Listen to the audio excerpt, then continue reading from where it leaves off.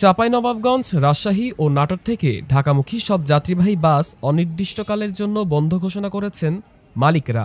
শ্রমিকদের বেতন বৃদ্ধি নিয়ে মালিক ও শ্রমিকের দ্বন্দ্বের জেরেই বৃহস্পতিবার রাত থেকে বাস চলাচল বন্ধ হয়। ফলে সাধারণ যাত্রীরা চরম ভোগান্তিতে পড়েছেন। রাজশাহী থেকে ঢাকায় প্রতিটি ট্রিপে চালক পান ১২৫০ টাকা, সুপারভাইজার পান ৫০০ টাকা এবং সহকারী ৪০০ টাকা। সম্প্রতি শ্রমিকরা বেতন বৃদ্ধির দাবি জানিয়েছিলেন। এর জের ধরেই কয়েক দফা বাস চলাচলও বন্ধ হয়ে যায়।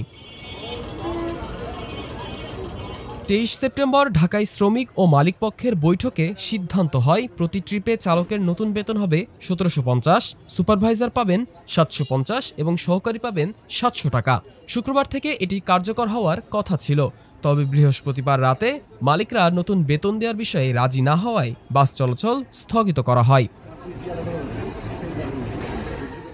মালিকপক্ষ এ বিষয়ে মুখ খুলতে রাজি হয়নি। তবে রাতারাতি বাস বন্ধের ঘটনায় যাত্রীদের ক্ষোভ বেড়েছে।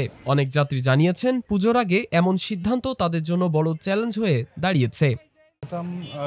গাবতলীতে হানিফে টিকিট করছিলাম গতকালকে, তো আজকে বলল যে ধর্মঘটের জন্য আমাদের টিকিটটা বন্ধ, মানে বাসটা বন্ধ। কিন্তু আপনি টিকিটটা নিয়ে আসেন, টিকিটটা ক্যান্সেল করে আপনি টাকা ফেরত নিয়ে যান। পরে আমি আসলাম, যেহেতু একটাতে আমাদের টিকিট কাটা ছিল, সেখান থেকে হঠাৎ করে জানাইলো যে বাস বন্ধ হয়ে গেছে, যার জন্য একটা তো বিভ্রান্তি।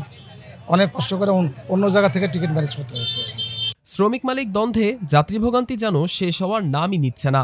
কবে এই সংকট শেষ হবে তা নিয়ে সাধারণ মানুষের মধ্যে শঙ্কা ও উদ্বেগ রয়েছে।